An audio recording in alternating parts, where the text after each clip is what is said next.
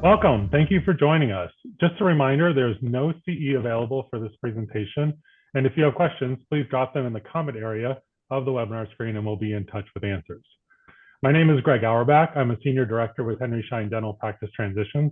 I have over 20 years of experience working with practitioners across the country to help evaluate, value, and transition their practices. Joining me is Chris Renier and Alyssa Schoaf. Chris is one of our team's regional managers. He has experience in both dental equipment and transitions now. And Alyssa is a former practicing hygienist. She was also an office manager in a practice in our hometown. Aiding its growth and development, she was integral to its transition as well, which we facilitated. And then she joined our team as a local transition specialist. Both of their deep and varied backgrounds should prove beneficial to you as we share a lot of information over the coming hour to help you in your year-end planning. Let's get started.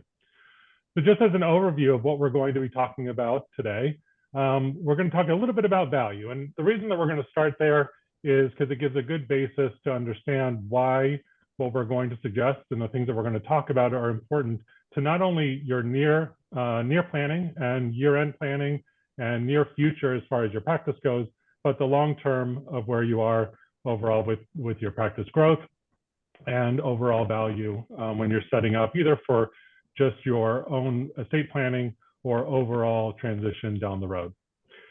In that, we're going to move into the hygiene department and talk about ways you can optimize and do things better in hygiene as we look towards the year end, how you can do better with case acceptance, your financial and collection management systems, and then get into employee retention, because this is a big time we know across the country for raises and for bonuses and other holiday items that go along with your team. And last, we're going to wrap up with just some emergency and exit planning conversation, just for that case that we never really want to plan for, but we should. So as we get started, what is dental practice worth? And again, where does value come from in a practice? So we have things that are out there that are methodology, and we put that in quotes. And then we have what are actual methodologies to evaluating a practice. So if we talk about the quote unquote methodology, we have percentage of gross income. This would be saying a practice is worth 75% of collections. There's also out there a percentage or just a multiple of net income, and that could be adjusted or unadjusted. There's a percentage of gross or multiple of income, and then we're going to throw in the asset value. Eventually at the end of the day, these all to us become what is known as, well, I have an MBA and we called it, the swag method, which if you didn't know that fancy MBA term, it's silly, wild, ass guess.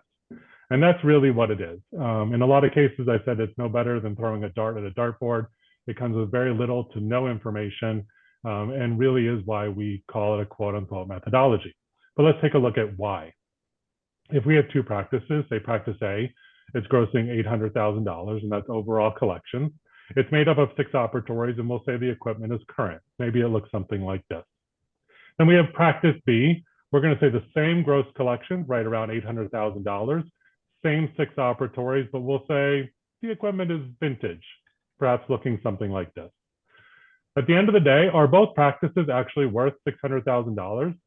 That would be 75% of collections. And that would be across the board, just something that would be said in a lot of parts of the country. But is this practice really worth, or are each of these practices worth the same at 75% of collections? And I think in most cases, a lot of people would say no. You have to invest more on practice B than maybe practice A. And therefore, why would you pay the same amount to try to acquire that? If we shift up the topic just a little bit and look at practice A and make it overhead of 60% now, and practice B is 62%, but leaving everything else the same question. Are both practices really worth $600,000, or again, 75% of collections?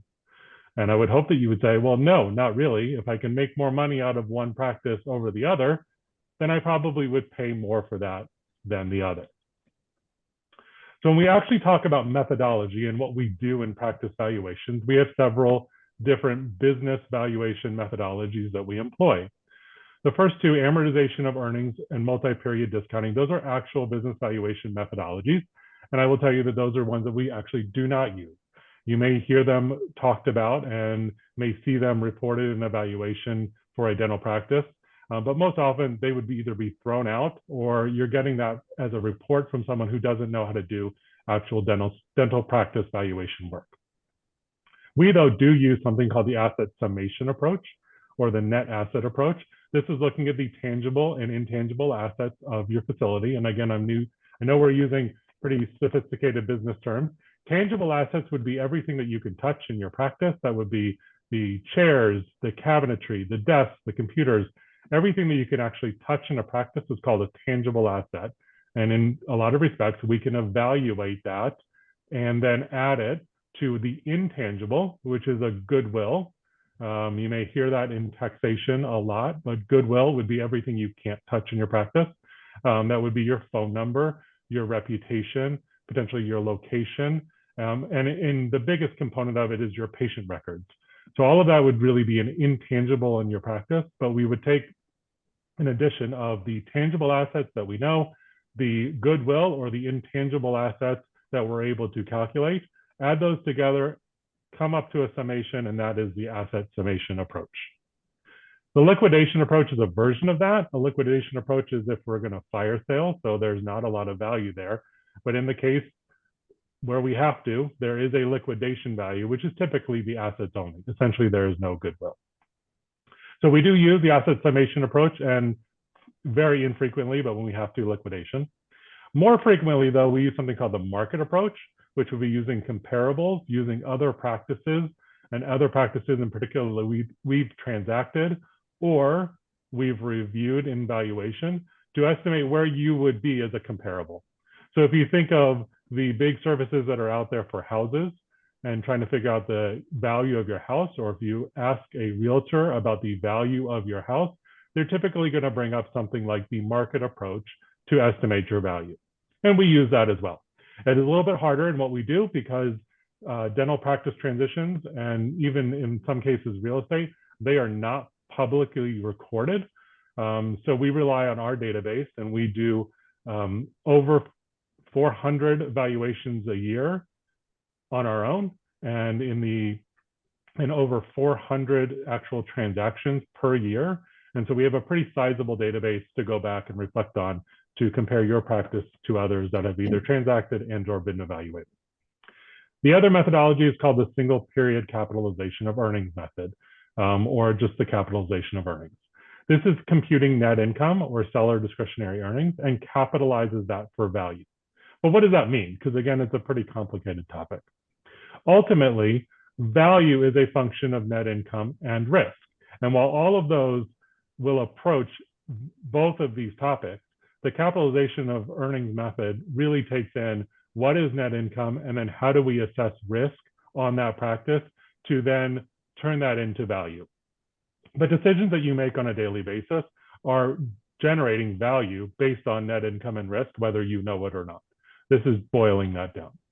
So if we look at the capitalization of earnings methodology, and specifically the capitalization rate, again, this is a determination or quantification, if you will, of risk itself.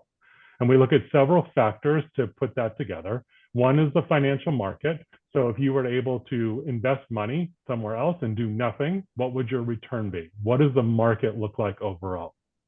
What is the national and local economy? How much specialty is in your practice? Because more specialty, especially if you're a general practitioner, can make your practice riskier. It's harder for someone to take over or harder for someone to put an associate in to do the same amount of work that you do. How much reduced fee do you have in your practice? Because the more work that you have to do to produce the same amount of dentistry is a risk factor because you have to work harder. Size marketability. This is basically just saying how big is your practice? Practices that are somewhere in the $800,000 in gross collections to somewhere in the $1.2 million to $1.4 million, depending on the practice, have very low risk. They're very accessible to most of the market and most practitioners that are available to do that dentistry. If you get too small or too large, so essentially outside of those windows, the risk becomes much higher because it's harder to find someone that either on the lower side can afford to buy the practice and take the risk of not having a lot of net income, or in a larger case, being able to produce enough to support the practice. We then look at systems, which is how the practice operates, how the front desk operates, how the hygiene department, a lot of the things that we're going to talk about today, and assess the risk about to that. when a practice doesn't operate very well, it's risky. It's harder to get money collected. It's harder for the operation to happen. And therefore, the systems component of risk goes up. If it's well run and well operated, a lot of people are very interested in taking that over because you essentially have the well-oiled machine to take over and continue operating. We consider all of this in a non-owner third-party environment. So we're looking at how much money is left over for someone who is not a dentist owning and operating the office. So they then will be paying an associate to do all of the work. Again, this is a model. So it may not be the way that you operate your practice, but this is the way that the business valuation methodology works itself. Again, as a third-party owner taking over what's left over at the end of the day. How much are they going to make by operating this practice after paying all of the expenses? So if we come back to the two practices that we addressed earlier, specifically on the overhead component of it, if we have practice A, again, at $800,000, 6 operatories, and overhead of 60%, and practice B at 62%, we're going to hopefully agree again that they're not worth 75% of collections.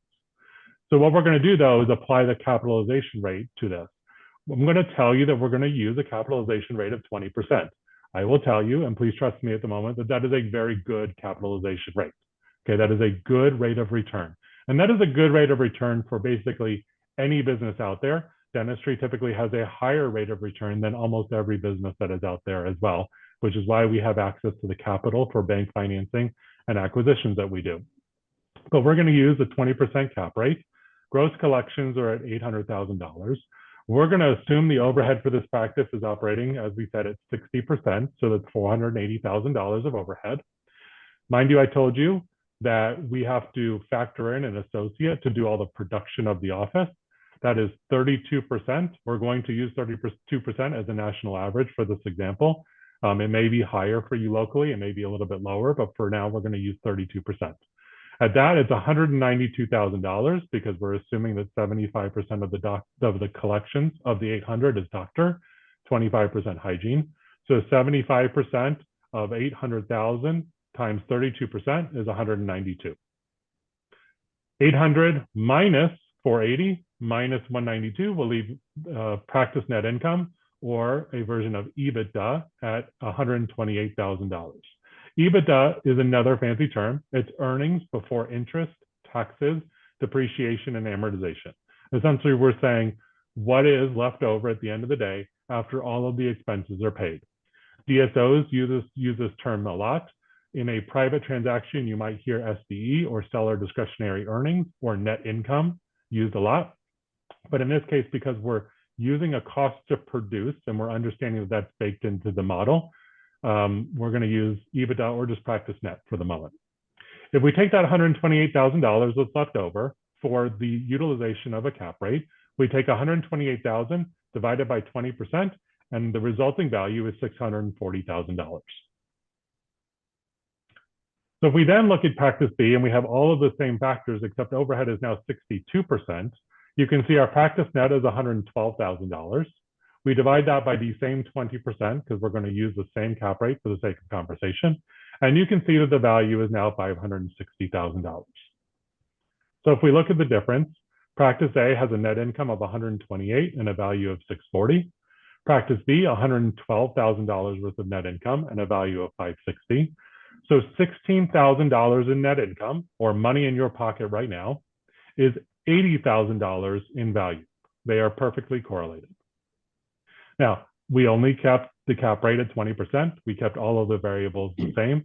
In a lot of cases, I would tell you that if the overhead is a little bit higher, the cap rate probably would have gone up a little bit, which would have resulted in a lower value. But again, for the sake of our conversation, to illustrate how this methodology works, we kept everything the same. So $16,000 in net income ended up with $80,000 in value. So again, as we move forward, though, we're talking about two items. One, we're talking about net income, money that's in your pocket today, money that you could be investing, money that you could be using, money that you could be enjoying. That also correlates, though, into value at the end of the day, and that could be for your family or for your eventual practice transition. So the reason that we start with value on almost every conversation is because, again, these and your practice's vitality are very well tied together. And with that, let's get into a little bit more about how you can strengthen your practice, even in the 3 months that we have left of 2024 and this current year, and where we can go with that and move it forward to make your practice stronger going forward. So with this, I think we're going to pass it over to Chris. Chris, you have some data points to talk about? Yeah, absolutely. Thanks, Greg. And really great recap of valuations. One of the things we got to think about, we talk about data points, and something that comes up in a conversation that me, Alyssa, and Greg are in every single day are how many new patients you have per month, right? And you're looking at something you want to track on a monthly, quarterly, and yearly basis. Because if you have about 16 new active patients a month, that means you're going to continue and be consistent with your revenue. If you're able to increase over 16, you'll have the ability to increase your revenue as well as your profit. Now, one thing you got to consider is if you start tracking it, which I think a lot of people forget to do, is you'll realize is, well, I had 32 new active patients this month. However, my revenue didn't increase. Then you got to look at your patient flow of what procedures you're doing and how you're scheduling those patients. Also, one thing you got to think about when you have new patients is at what point do I start figuring out if I need a new associate? You don't want to have 16 new active patients a month and then hire a new associate because you're just cannibalizing the business that you're currently having to do yourself. So you really want to have 32 to 48 new patients a month before you add that new associate. Okay, Greg, put the next. So one thing you also want to look at is the average appointments per day, right? If you're only seeing 6 to 8 patients a day, you're seeing less patients than most of the practices that we value. We see on average 14 to 16 patients a day. If it's less than that, you got to really think about how I can fill that schedule, and we'll talk about that. The second thing you got to think about, well, I'm seeing 14 to 16 patients a day. Maybe I should bring in a new associate and open up more hours. Because one of the things that is very important is lead times. And I'm going to give you a quick story for a different business, but it's very practical and it kind of talks into this conversation. I had to get a medical procedure done. I called the doctor and I said, can I schedule the appointment? And they said, no. I said, okay, why not? And they said, well, we need to verify your insurance. We need your credit card. I need to fill out a bunch of forms before we can schedule that appointment. The reason we need your credit card is if you cancel, we're going to charge you for it, $50. So I then said, okay, send me the form. They never sent me the form. They didn't follow up with me. And then I got upset because I wasn't able to schedule an appointment when I called. So I called another provider and I called them up on a Sunday. They picked up and they said, can I schedule an appointment? They said, sure. What area in? And I said, I'm in Suffolk County. They said, okay, we have a place you can go to and we can see you tomorrow. That process was so much better than the first one. You want to make sure that you're able to schedule appointments quickly and efficiently to ensure that your lead time isn't too long. Obviously, it's not probably going to be the next day, but you want to be about 2 weeks out for a doctor appointment, and we can look into that. There's one more, Greg.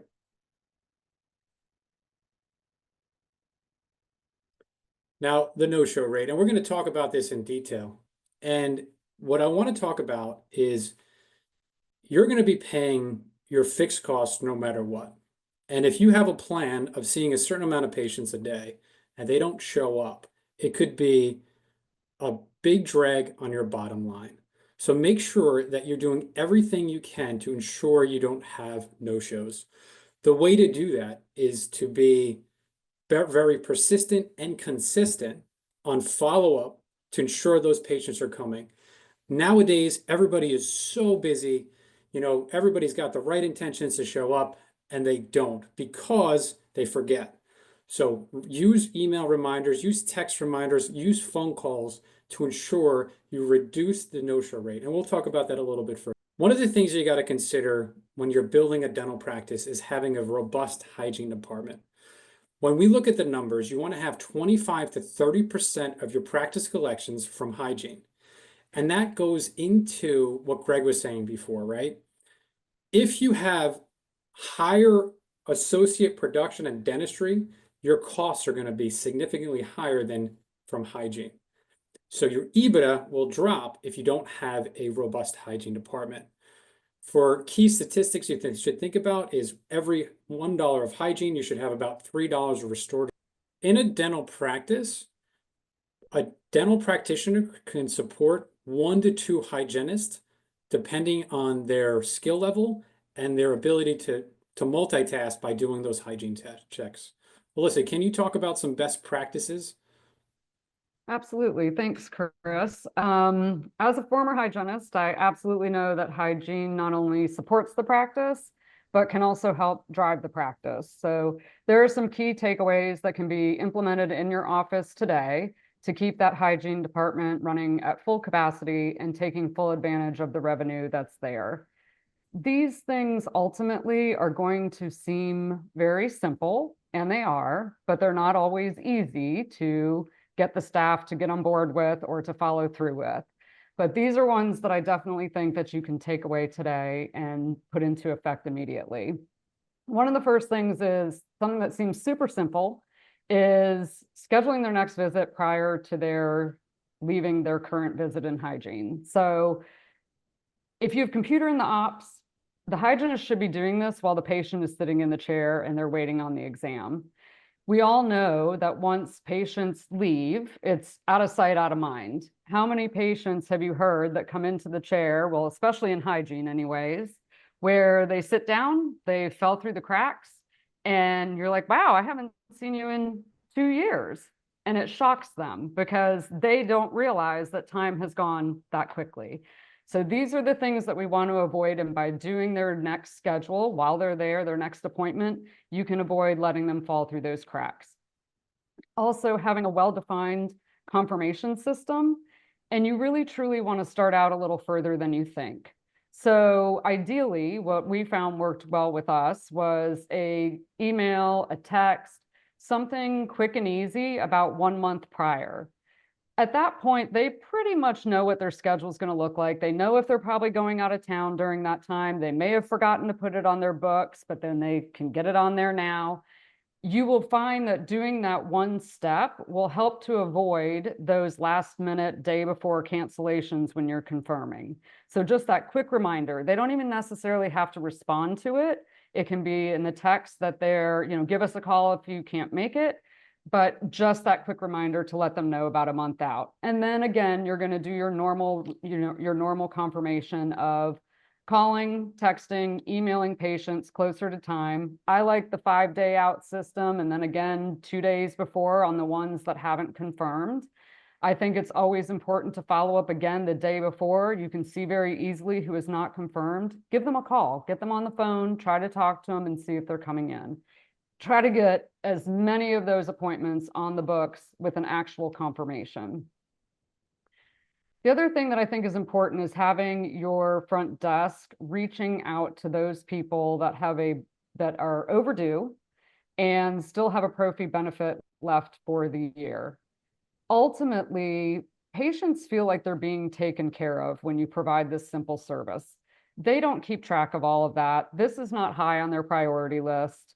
But if you just call them and say, hey, we haven't seen you. I know, benefits are about to renew in January. You're overdue for a cleaning. Let's get you in. Let's take advantage of your second cleaning this year. They will be very appreciative of that. The other thing is, and this is a very simple thing to do and a very, very important thing to do. The short notice list. Have one and use it. This is something that is appreciated on both sides of the coin. So they get to come in sooner and you're getting to fill a hole that's usually very difficult to fill. When those patients are leaving, don't be afraid to ask them. If they're going on the cancellation list or they're calling in, ask them, are you available on short notice? I know for myself, I am, and I'm always appreciative when somebody gives me a call and I've been on their cancellation list and I can pop on over and it fits in my schedule. This is something that will help that 3 o'clock in the afternoon cancellation that you get at 10 o'clock in the morning on the same day. The cancellation list in general, you need to have your front desk working it. I have always felt that having one person that's really geared into that list and knows those people on the list is beneficial. I also would recommend them keeping notes. So you don't want to waste time calling every single person on the list. If you have a Wednesday afternoon opening and that person that you're trying to call is only available on Tuesday and Thursday mornings, if you have that list, you can skip over that person. Filling these holes is something that needs to be done efficiently and move on. I can also say that from my experience, we'll see on the next slide that hygiene openings can be very costly. I'm going to give a quick little story first too, before I go into this on my own experience. So I actually, from my hygiene time, I could no longer physically do hygiene. And the doctor that I worked for my entire career was kind enough and put me at the front. There wasn't really a position there. And he obviously came to me after a couple weeks and said, you know, I think I need to adjust your income and put you at a front desk pay rate. I knew the kind of job that our current front desk was doing on filling our hygiene cancellations because I was the hygienist sitting in the back of the office knowing that they weren't getting filled. And I went into the office and went through 1 year and counted up the amount of hygiene cancellations we had and went back to him and I said, look, if the only thing I do for you over the course of the next year is fill the hygiene spots, I will have more than tripled my salary for you. So we agreed that that worked. I did make that a goal of mine to make sure that hygiene stayed full on top of other things that I ended up taking over. But it is a very costly thing. As we'll see here in this slide, we're going with the 80% of the national average of $138 for a pro fee, and the exam fee being $80. We're going to take half of that in assumption that you are doing an exam once a year. So if you have one cancellation per day, which is very small, on a 4-day work week, over 1 week, that cost is $712 of lost revenue. If we take that $712 over the course of a 45 work week, that's $32,000 per year. And if you're only taking off 2 weeks per year vacation, that is coming to $35,600 per year of lost revenue. This is money that you could be putting towards your retirement. As Greg mentioned previously, we do recommend you putting anywhere between $40,000 to $50,000 a year up. So you can see this is a big chunk of that. It can be cash in your pocket.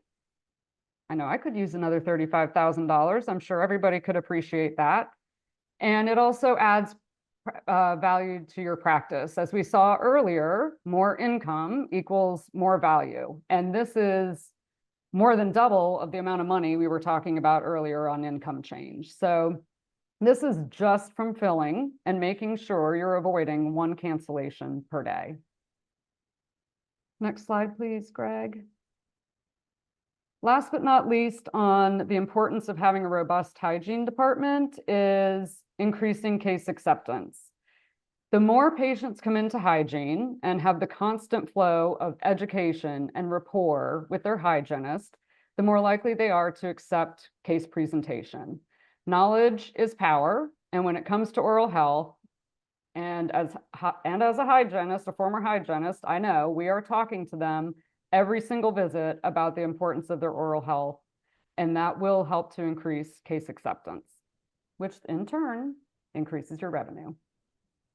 Thanks, Alyssa. And the next thing we're going to talk about is case acceptance, which is very important. Our partners at Jarvis did some analytics and have some benchmarks. And one of the benchmarks they did is they took the average practice case acceptance, and they have it at 46%. When we're doing this presentation, we're thinking that's pretty low, right? The top 10% of Jarvis providers do about 84% of case acceptance. Now, why is that important? The answer is because first is obviously it increases your bottom line. Your fixed costs are going to stay the same. You're already there. The lights are on. You're already paying your employees. Every case you get accepted is going to just increase your bottom line. Your fixed costs are going to be about 85% of your top line revenue. The only thing variables you really have are your lab and supply bill. So every case you get accepted increases your profitability by 80 to 85%. And I also think it's really important because how many of you, and just think about your own practice as you're watching this, are tracking that? And what are you tracking? Are you tracking the yeses of people that are saying, oh yeah, I'll accept the case? Or are you actually tracking who comes back and gets the work done? And let's talk about some best practices. The first thing is pictures are worth 1,000 words. Use an intraoral camera. Many patients have no idea what an X-ray is. They never went to school for it. They don't understand it. And they don't understand the terminology that you've been trained in. So use a picture and keep the words very simple for us to understand what you're actually explaining. Picture and then trust by giving them the understanding of what you're actually doing. When I was an equipment rep, I designed a lot of offices. And one of the things that I always try to get into the office is a consultation room. You want to be able to schedule at the time of the appointment. But you also want to try to do it, if you can, outside of the dental chair. When people are in a dental chair, they're going to say yes to pretty much anything. And the reason for that is because they want to get out of the dental chair. So what's their path of least resistance? Say yes to anything and then just never come back. Get them away from the dental chair. Go to your private office if you don't have a consultation room, or go to a consulting room. Go over the treatment plan. Make sure they understand the importance of getting the dentistry done now. I'll give you an example. My father, he went to the dentist and he said he had to get, 3 or 4 cavities filled. And he got all upset saying that, it was BS and it was not being, he was being lied to. He didn't trust the dentist, right? Couple months later, maybe 6 months later, he had to get a bunch of root canals because he didn't understand what the dentist was telling him. He didn't trust him. He never saw any pictures or didn't get it explained correctly. And it got worse for him as a patient. So you got to make sure you're presenting it the right way. And then you also have to have flexible spending methodologies and a game plan of how to present it. One of my best clients, he did $2.5 million of $2.1 million in collections. And he had a process. He would go through the case with the patient, and then he would bring in his coordinator, and she would go over the payment methodologies of whatever they had. It could be different ways to pay. And obviously, we all know that in any kind of business, especially when you're talking about a lot of dental care, if there's a big treatment plan, it's going to take time for people to process that information, talk to their spouse.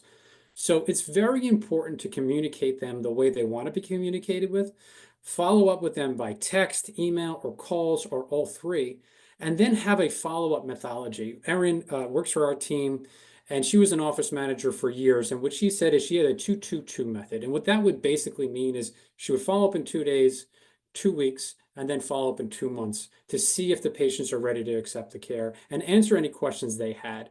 Now, that method may change for your practice. Maybe it's different. But the bottom line is, number one, you got to track what your case acceptance actually is, as well as have a follow-up method that you're actually following. This is mine, I think. Alyssa, I'm going to turn it back to you. Thanks, Chris.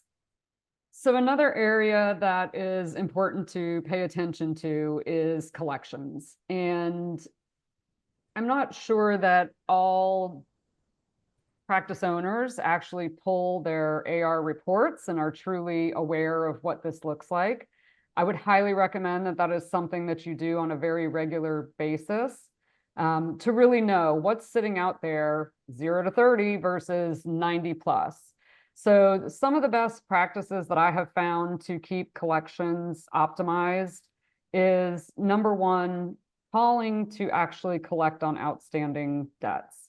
So I know it's very simple. Let's just send the bill. We'll send the bill. We'll keep sending the bill, and we hope for the best. But on the other end, where the patient is, it's just as easy to take that bill and shove it in the shredder and throw it in the trash and forget about it completely because they don't have any pressure on their end.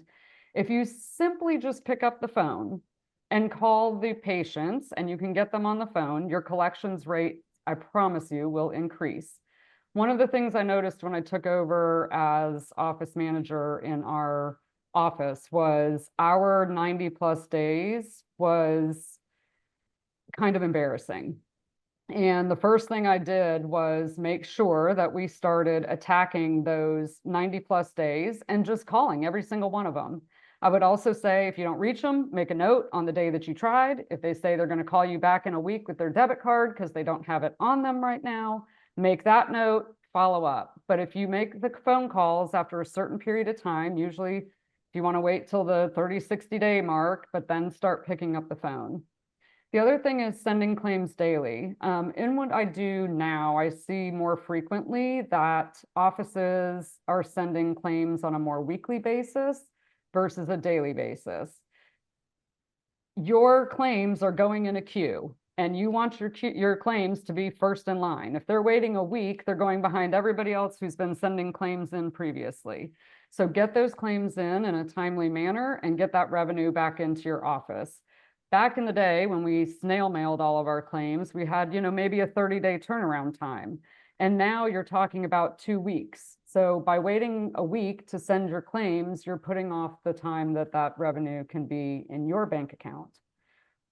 The other thing is, and I mentioned a little bit here, is the aging reports. I would also include the insurance aging reports. Whoever is in charge in your office of insurance, they should be pulling this and following up on any of the ones that are outstanding that may be waiting on x-rays, that needed an appeal, that needed some sort of documentation, but they need to be following up on those and making sure. Insurance companies are not necessarily there for your benefit. They are a business, and the longer that they can hold on to their money and make interest off of it, they will. And so it's in your best interest to get the money into your pocket as soon as possible. Ideally, I would recommend hiring a third-party insurance collection company such as eAssist. I recommend this, in all honesty, from being in an office to all of my purchasers. I have found that for the most part, insurance is confusing, and it's gotten more confusing throughout the years. And they have a very well-defined system to deal with the appeals. They can see it in real time. Everything happens on a much more efficient basis when you can hire somebody. It is extremely cost-effective as well. The money that you're going to pay them is small in comparison to what you're paying that one person to try to fight all of these claims on, when they could be, in turn, now focusing on filling your hygiene spots instead. And this is huge. At this time of year, call those patients who have open treatment plans, those case acceptance that we were talking about, that still have insurance benefits left. They don't pay attention to where they are in their insurance benefits. And if they don't use it, they lose it. So ideally, they've already paid their deductible for this year. And that was one thing that I would always say to them, like, take advantage of what you've already paid into. If your office staff is sincere when they're calling them and truly care about the fact that they have money that they've already invested into their insurance, that is their benefit to use, and they've got a treatment plan that lines up with that, they will be so appreciative that they've now got full benefits for next year. For my in-network and contracted PPO providers, some of the things that are, and again, we've got a better way to go about this, but each year you do need to review all of your insurances, see what you're in contract for, see if that still lines up with what you want to be in contract for, ensure that each of your insurance reimbursements are profitable. We'll go back to, you could be losing money because a lot of times their fees and what they will pay does not change and may not have changed in 5, 10 years. And so you're working on a fee schedule that's way behind the times. So you want to also analyze and negotiate those fees with your insurance companies. Or once again, I would highly recommend, and again, from being in an office and having to deal with this myself, I think it's far more effective to hire a company to do that on your behalf. Unitas is phenomenal at negotiating fees. They're a much bigger powerhouse to make that happen.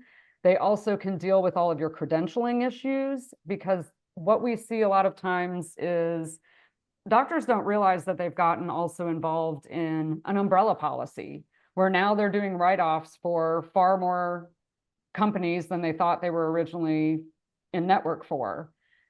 Unitas can also deal with all of that confusion as well. So when it's time to recredential, you can take advantage of those services.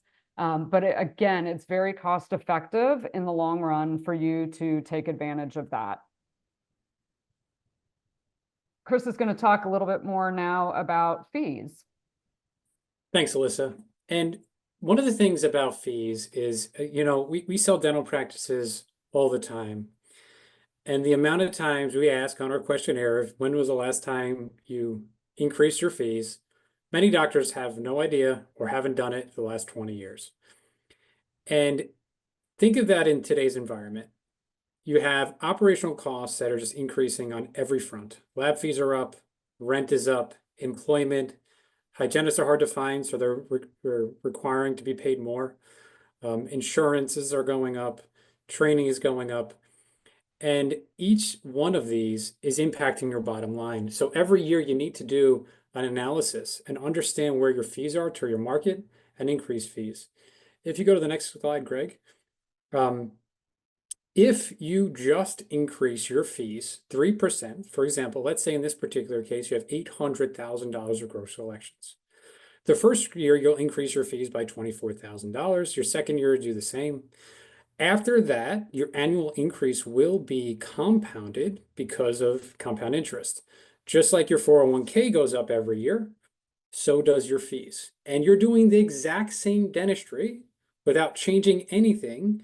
You can increase your net overall revenue by $373,000 by just a 3% increase. And it's something in today's environment you may have to do every year because of the economic conditions that we're facing currently. One of the things you got to really think about is, how do I know what to do? So at Henry Schein Dental, we do something called a practice analysis. We actually look at your fees and see if they're in line with your market and give you recommendations of where you can go. We also give you a treatment plan of your entire practice by looking at all the procedure codes, what you're using, are you using them correctly, and what ways can you maximize the treatments that you're doing as well as your bottom line. It's a very nominal fee, and it will give you the information you need to be able to be ready to make changes that can impact your financial stability. Alyssa, do you want to take over? Well, I will put on my office manager hat for a minute here. So you do want to work very hard on retaining your practice's most valuable asset. We know right now that retaining employees, retaining hygienists, retaining assistants is very difficult, and that's across the country. And you're competing ultimately with these DSOs that may be able to provide higher rate of pay and more benefits, but there are certain things that you can do within your office that will help you in retaining the staff that you have. And first, I would say building a healthy team culture. This ultimately starts at the top. So that starts with you, that starts with your office manager. Every person wants to be respected and trusted that they will do their job properly, have a proper work-life balance, and know that they have a purpose there at the office. I know that we had a couple, this is probably 10 years ago, a couple of hygienists that left for greater pay and came back to us within 3 months because even though we may not have been the highest paying office, we had a very healthy team culture and we all felt valued there. So I would definitely say make sure you have that in effect. If you're somebody who is micromanaging currently, please know and trust your staff to do their job. You will see that when that happens, they will step up to the plate. Another thing is bonuses. So we're coming to the end of the year, and end of the year bonuses are something that are very appreciated by the staff. And that is whether or not that's like a Christmas bonus or it's a goal-based bonus. You know, if you had a very strong year and went above and beyond the goals that you had set for revenue in your practice, be sure to share some of that with your staff and let them know that you appreciate the work that they put in to help you achieve that goal. It shouldn't be a handout. This should be something that's sustainable for the office, but also attainable for the staff. And you can have goal-driven bonuses as well. So definitely look at what your year end looks like, see if that's something you can do, and take care of the staff that helps take care of you all year long. Pay raises. So this is something that you can do as a cost of living adjustment a little bit at a time. Remember, we talked about raising fees, keeping fees in line with covering the costs of the increases of some of these items in the office. That is something you can do, but you can also do earned raises. They can be with increased duties and roles, or that person who's always going above and beyond, or the person who can honestly is like a utility player. They can step into any role at any time to do anything if you're short-staffed. Those are all reasons to give raises. It's important to remember that and look at that and evaluate where you are and when is the last time you gave them a raise. Something that's simple and really is not as much of a cash benefit to the staff, but makes them feel honestly cared for, is something like a flexible schedule. So I know in my office in December, our staff meeting that we had once a month would be replaced with shopping time. And for those of us who had young children at the time and schedules were tight and you're running around and you've got all these obligations everywhere outside of work, we felt so taken care of and just honestly heard by our boss that he did that. It allowed us just free time. Nobody trying to get after us. We could do it just on our own, and we felt very, very taken care of. There's another way to do that as well. So I know we've had some girls in my office previously who had issues with getting, they lived further away from the office, maybe 45 minutes or an hour, getting to pick up kids from daycare and things like that. We would adjust schedules. Now, we still had to do the same production during the period of time, but they might come in 30 minutes later and leave 30 minutes later. But we made those adjustments and found ways to work around our employees to maintain a work-life balance. Again, back to a healthy team culture. We're all human beings outside of the office. Some small things you can do to remind them of their value to your practice. And I'm telling you, I was an employee, I was an office manager, I was very tight with my staff. I knew the things that came back that they would talk about that they appreciated. And all of these items that I am mentioning are a part of making your staff feel as valuable as they truly are to your office. We all know you can't do it without them. You can't do it on your own. So some small ideas, as simple as a $50 gift card to Publix over Thanksgiving. The cost of having to feed a bunch of family members and in-laws and everything else is super high. And I know when my boss did that, we just thought it was the greatest thing. It was just thoughtful. It doesn't have to be huge. Bringing back a bottle of wine when he would go to the New York vineyards, and he would bring us each back a bottle of wine. And it was just, again, something small and simple. And you know what? Truly, every once in a while, sincerely look them in the eye and tell them thank you. It goes a really long way. Obviously, we still want you to look out for your overhead and your staff costs because that'll affect your overall revenue and value and all the good things that are important. You want to target and have that in the 20 to 25% range. We don't want any of this to be what I like to consider the Oprah effect, where it's just you get a car and you get a car and you get a car. We want it to be something that is monitored, controlled. We need to keep expenses in check, but these are small things that you can do that are not all money-based that will help you to retain your employees. Well, that was great. Thank you. Thank you to you both. As we wrap up today, we want to kind of look again back to the transition and value component of what we were talking about and talk about exit strategy overall. Obviously, we have the planned exit strategy that's out there where you have the street sign, you're going to take the off ramp, and it's going to be time to retire. We're going to transition your practice, find someone to take it over, and continue the legacy for which you've provided for the years in your career. Unfortunately, there's not always a street sign. There's not always an off ramp. And we get into the unplanned exit strategy. And we want to make sure as we work with you on a regular basis, and to be honest, we deal with too many who have not planned throughout the year. We want to just give you some thoughts and leave you with some items and hopeful planning. Again, things that you can do just in the last few months of this year to get prepared in the case that something does happen to you. And this could be just about anything. My former partners in my business that was acquired by Henry Schein, all of them were disabled practitioners. One had a neck injury and we had to sell his practice.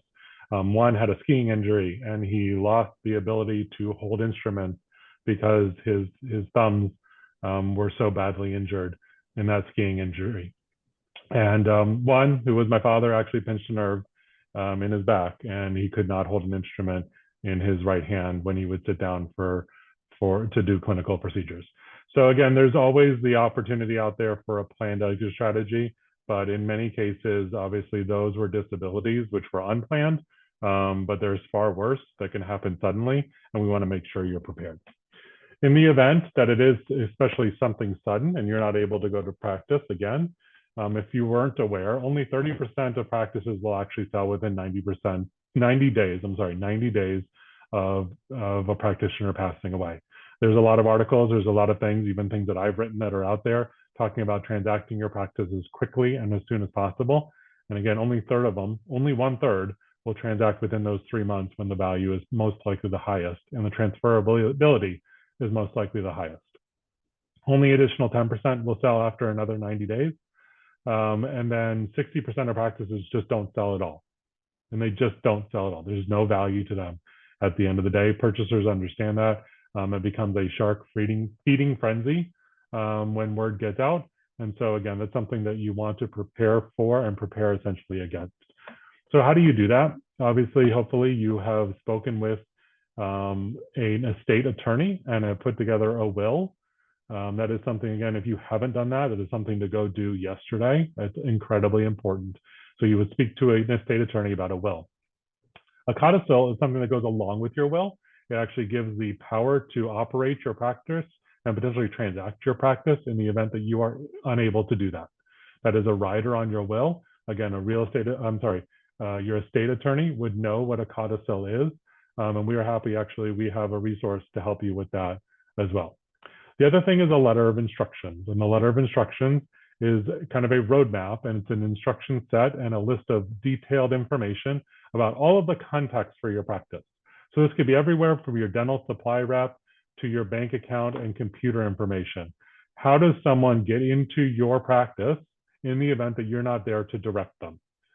This is something, again, that we will provide. I'm going to put a link up in a moment, but it's something for you to work on and put somewhere in the office. And don't hide it. Don't put it in a safe.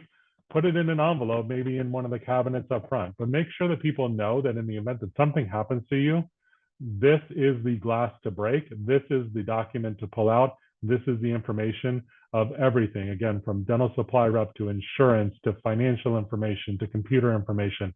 It's all contained within your letter of instructions. And that is a document that we provide and will help guide you, that will help guide you through collecting all that information.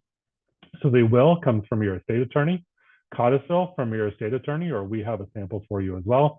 A letter of instructions we're happy to provide. In addition to that, the last CAP item is a practice valuation, and we feel that every practice should be evaluated.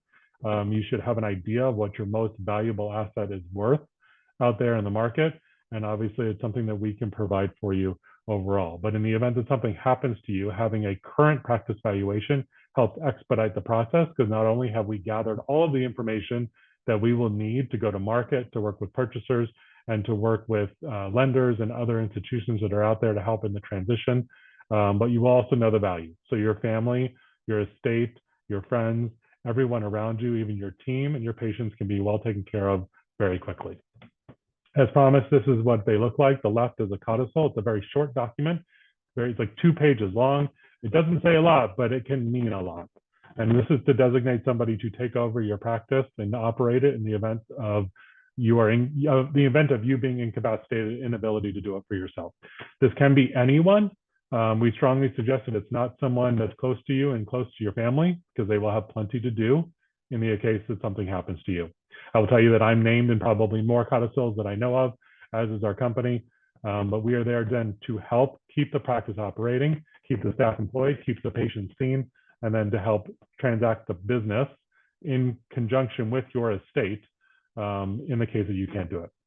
On the right is a couple of pages of our letter of instructions. Again, this is going to be a big open fill form packet that we can provide for you. But again, it's a central core information source, something again not to hide. If you go ahead and snap that QR code there, or if you go to www.henryshinedpt.com/whatif, that will get you to a form where you can download this information. Strongly suggest, if you do nothing else, make sure you do this. This is a protection for you, for your family, for your patients, for your staff. Make sure you do this. Either snap that QR code or go to that URL. So once you've drafted your letter of instructions, you're going to gather that important life information. Again, the next thing to do once you put that piece together or you started on it, get a practice valuation as we discussed. Make sure it's professional, not someone who's just giving you a targeted idea, a dart thrown at the wall type idea of what your practice is worth, as we discussed at the beginning. In addition to that, though, if you have partners or co-owners and you have buy and sell agreements with them, make sure that those get reviewed to see if there are insurance mechanisms or other mechanisms to transact the practice in the case that either one of you, something were to happen to. You'd want this to be by a transition consultant, and we want to do that not for legal, but just for the transactional component of it, but then also possibly by legal counsel as well, so that you make sure that you get the legal language correct. Have your leases reviewed, just again to make sure that there's nothing buried in there, and that could be really a good exercise for exit strategy planning in the unprepared and the case of you passing away or incapacitated, or for the eventual just overall transition, because in a lot of cases there are clauses built into leases which make it very difficult or costly to you to transact. So make sure you have your leases reviewed. For all of this, you want to discuss your feedback with your CPA, your financial advisor, as well as your attorney. So again, QR code there, henryshinedpt.com/whatif. That will get you to the letter of instructions and codicil. And we strongly take a moment now, get that submitted, get that document in your hands and start working on it. Something certainly you should have as a goal by the end of the year to have that very well in place. If you want to learn more about practice valuations, we have a practice valuations ebook. Dr. Thomas Snyder, who you may have heard on other webinars we have put out, as well as speaking throughout the country. He is not only a former practitioner, an MBA like myself, but has also been transacting and valuating businesses for years upon years. Great information in this ebook, completely complimentary. Again, you can grab the QR code here and get a little bit more information. In all, we hope that we provided a bunch of actionable items for you. I think that we did. And so hopefully for the next 30, 60, 90 days, as we come up on the year end, you can really formulate a real strategy that will strengthen you as the year ends, but then propel you into next year going forward. If you need contacts for eAssist Dental Solutions, United PPO Dental Solutions, your FSC even to get the Henry Schein Practice Analysis, or your transition sales consultant, we have local representatives throughout the country that can help you with your practice valuations and just overall review. We have a team here to help you. That is the point of us bringing this to you as we close out the year. We are not all just about transitions. Practice value is a big thing about that, but again, driving value is net income, and net income right now is money in your pocket day over day. It's either in your pocket, it's in your retirement, it's somewhere for you to be able to use it now or in the future, and we find that hugely important. So we do a lot of investment, not just, again, for your future transaction and future sale, but in your practice now, because we think that that's hugely valuable to you. Appreciate you both, Chris and Alyssa, for spending some time today. Again, thank you all for spending time with us today, and we look forward to seeing you soon. Happy 2024 and into 2025.